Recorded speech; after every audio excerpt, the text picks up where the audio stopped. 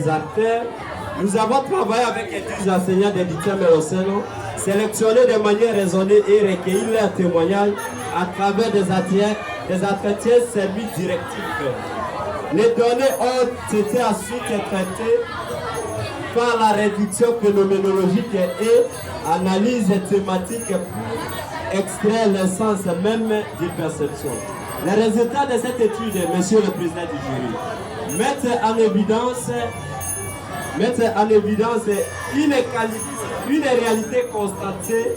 D'un côté, la motivation des enseignants est soutenue par un salaire régulier et proportionnel au niveau académique, par la reconnaissance de leur effort, par une organisation du travail efficace et par un soutien moral ou matériel à cas de difficulté.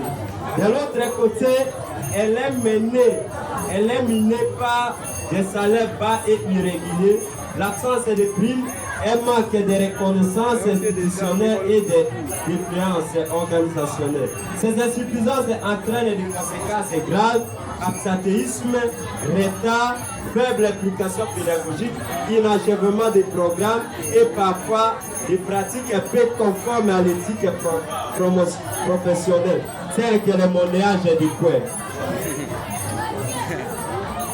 De ces constats, Monsieur le Président du jury, nous formulons plusieurs recommandations: améliorer et régulariser les conditions salariales, instaurer un système de primes et de reconnaissance professionnelle, renforcer le soutien psychosocial des enseignants et instaurer une organisation de travail plus claire et équitable et transparente. Je laisse la parole au Président pour donner la conclusion. Merci. Et nous continuons à réaffirmer une conviction profonde: un enseignant motivé est le socle d'une éducation de qualité et le garant d'un avenir prospère pour toute une nation. Monsieur le Président du jury, nous n'ignorons pas que ce travail tout humain qu'il sert comporte des limites et des imperfections.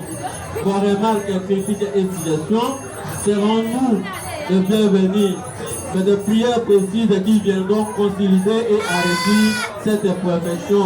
Nous vous remercions, Monsieur le Président du jury.